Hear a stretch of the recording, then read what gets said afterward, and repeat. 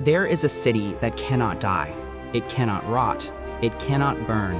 Seasons no longer reach it. No snow settles on its rooftops.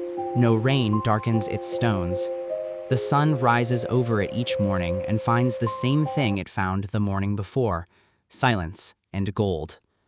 From a distance, you might mistake it for something beautiful, the way it shimmers at the edge of the tree line, refracting light across the sky in sheets of amber and pale fire. From a distance, you might think it was a city in celebration, draped in wealth, gleaming, untouched by the cruelty of the ordinary world. But Fern knows better the moment she sees it. She stands at the boundary of the barrier, and something cold moves through her that has nothing to do with the temperature.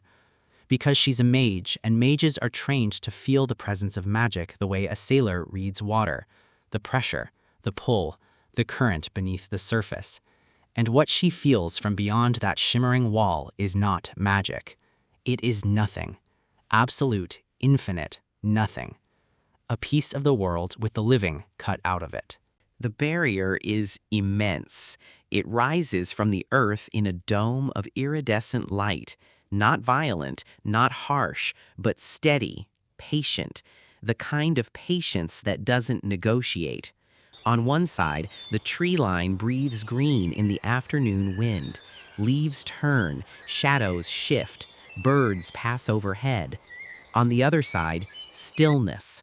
Every surface transmuted into gold, so complete it seems less like a material and more like a state of being, a condition that has replaced everything which once moved and breathed and called that city home.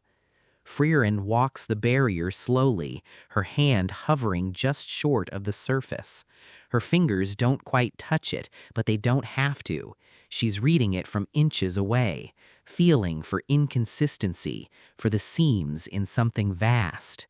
She releases small motes of light, butterfly pale and delicate, and they drift across the barrier's surface like breath on glass.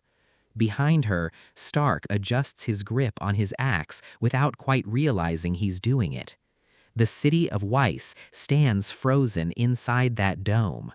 Markets, homes, towers, gardens, all of it preserved in gilded silence, every detail so perfectly rendered that it should be magnificent. But to stand before it is to feel grief rather than awe, because nothing catches light the way a living city does, off windows opened in the morning, off laundry hung in the sun, off the surface of water moving through a canal. This light is different. It comes off everything at once, uniform and merciless, the way light bounces off stone. Weiss doesn't shine, it glares.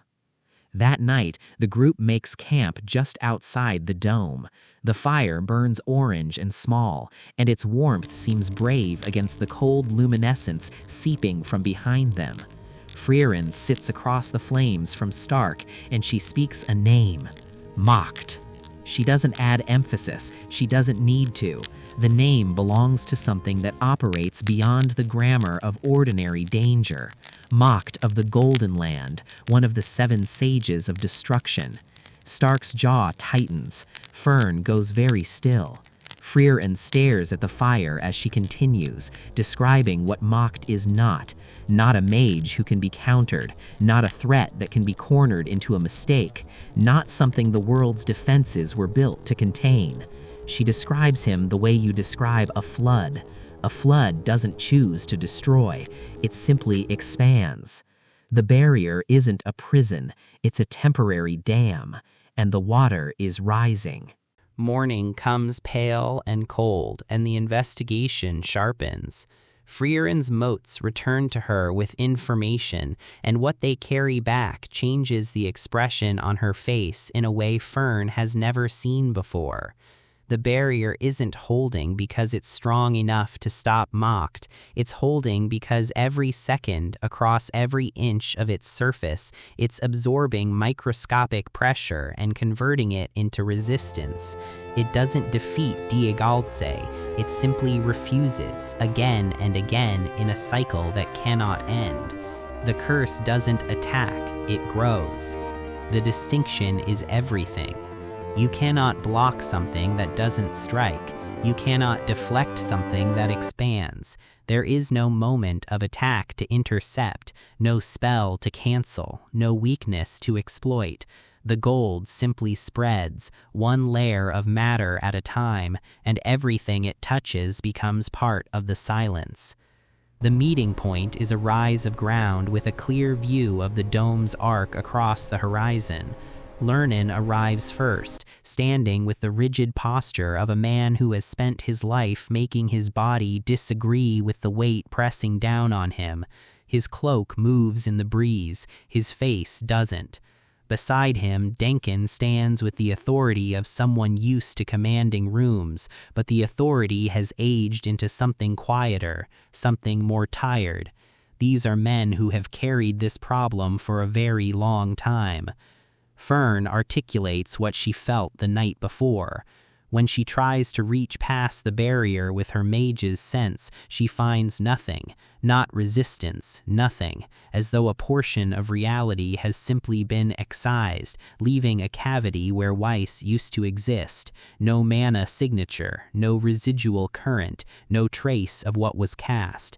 She speaks carefully, framing it as a technical observation, but her voice holds something else underneath, because to a mage, the absence of mana in a place that was touched by magic is not neutrality, it is erasure.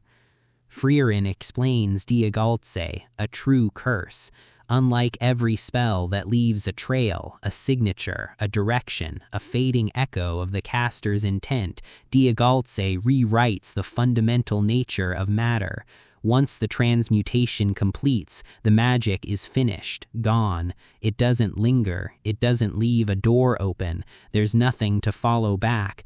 Lernin speaks, and his voice takes them back. Not to strategy, not to the present crisis, back to a sun-drenched tavern, decades gone, the smell of wood and warm cloth and something steaming on the table. A younger Lernin sits stiffly across from a younger Denkin, who is talking with his hands, his eyes catching everything in the room with a kind of easy delight. Denkin was always like that, Lernin remembers, the man who could find warmth in any room and add to it without trying. He was telling stories about his wife. Lernin had never been good at the warmth. Still isn't, but he listened that afternoon, and somewhere underneath his stiffness he was grateful for the company, for being given something ordinary after a season of humiliations. Denkin had stayed by him when he lost his title, had stayed without being asked, without comment, without making it a point of pride. It was the kind of loyalty that doesn't announce itself. Lernin has been carrying it ever since. The memory shifts to streets, the same city, wise, living, before.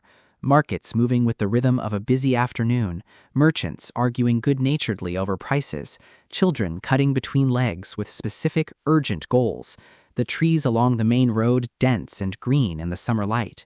Denkin walked these streets talking about someday, about returning home when things calmed down, about the house he'd left, the village at the edge of the city, the life he'd put on hold for the work of mages and politics and the slow machinery of institutions.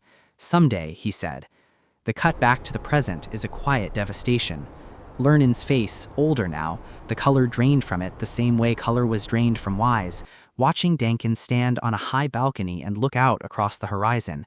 From behind, Denkin is a small dark shape against an expanse of impossible gold. He is the last color left in a painting that has been gilded over. He waited 50 years. He came back when the gold reached his village, not to reclaim something, but because there was nothing left to come back to anywhere else. The someday he'd been waiting for had been replaced, like everything else, with silence and precious metal. Lernin says it quietly. He doesn't editorialize. He just says what happened, the way you describe something you've accepted even though you haven't forgiven it. Frieren sits beside him in the early evening light. Way too late, she says. 2 words. No grief in her voice, not because she doesn't feel it, but because grief is not the shape it takes in her. What she registers is time, the maddening arithmetic of it.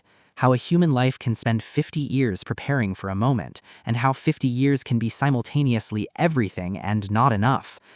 Lernin speaks about the illusion humans live inside, the one where someday is a place you can always reach if you decide to go. He's not bitter about it. He's past bitterness. He helps Denkin now because the city can be saved, and because the cause is righteous. He helps because Denkin is his friend, and Denkin's someday was stolen.